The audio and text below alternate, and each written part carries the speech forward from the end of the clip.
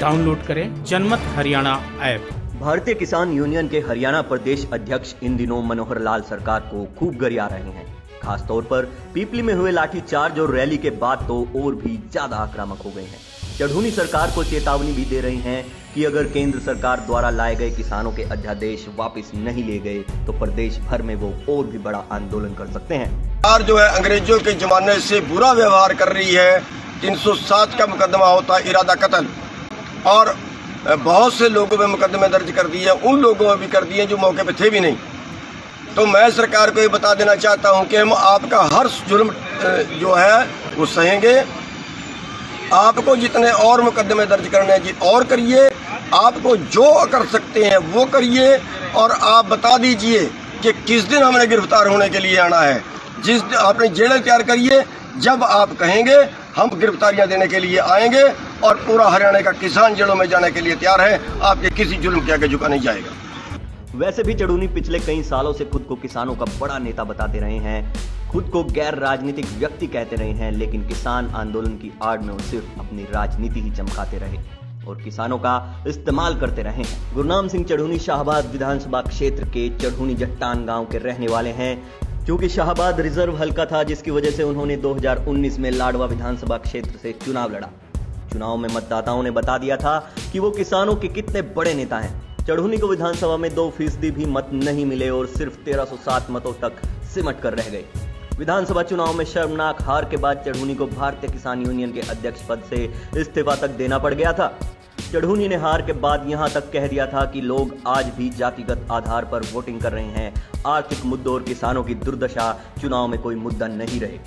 चढ़ूनी ने अपने चुनाव लड़ने पर खेद भी जताया था। चढ़ूनी की पत्नी बलविंदर कौर भी आम आदमी पार्टी की टिकट पर कुरुक्षेत्र लोकसभा से 2014 का चुनाव लड़ चुकी हैं। जब बलविंदर कौर को आम आदमी पार्टी का टिकट दिया गया था तो उनका काफी विरोध भी हुआ था।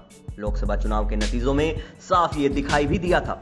चढ़ूनी की पत्नी मात्र 2% मत पर सिमट गई थी। अगर चढ़ूनी इतने बड़े किसान नेता हैं तो उन्हें चुनाव में जनता ने क्यों बुरी तरह नकारा?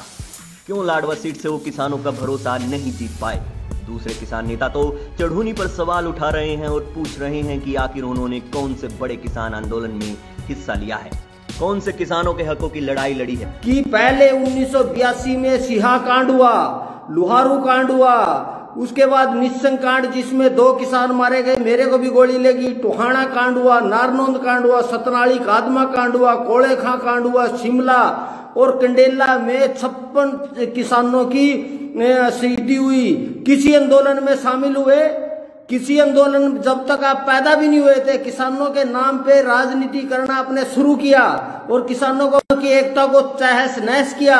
और ये अब नया ये जो आड़तियों का दलाल है, जो खुद आड़ती है, किसानों से पैसे लेके आंदोलन कर रहा है। पीपल में हुई रैली के बाद अब किसानों के आंदोलन ने राजनीतिक रूप ले लिया है। विपक्षी दल खासतौर पर कांग्रेस के नेताओं का राजनीतिक पर्यटन जारी है। विरोधी दलों द्वारा चढ़ूनी को मोहरा बनाकर किसान आंदोलन की आड़ में अपनी सियासत चमकाई जा रही है। 2 महीनों के अंदर बड़ौदा विधानसभा सीट पर उपचुनाव होने जा रहा है। मुख्य मुकाबला भी बीजेपी और कांग्रेस के बीच माना जा रहा है। कांग्रेस ने इसे वहां पर भुनाने की पूरी तैयारी भी कर ली है। इसलिए कांग्रेस द्वारा चढ़ूनी को चढ़ाया भी जा रहा है ताकि प्रदेश में किसानों के आंदोलन के जरिए सरकार के खिलाफ माहौल बनाया जा सके। अब देखना यह है कि पीपली रैली के बाद चढ़ूनी कितने बड़े राजनेता बनते हैं और कांग्रेस को बड़ौदा में उसका कितना फायदा मिलता है।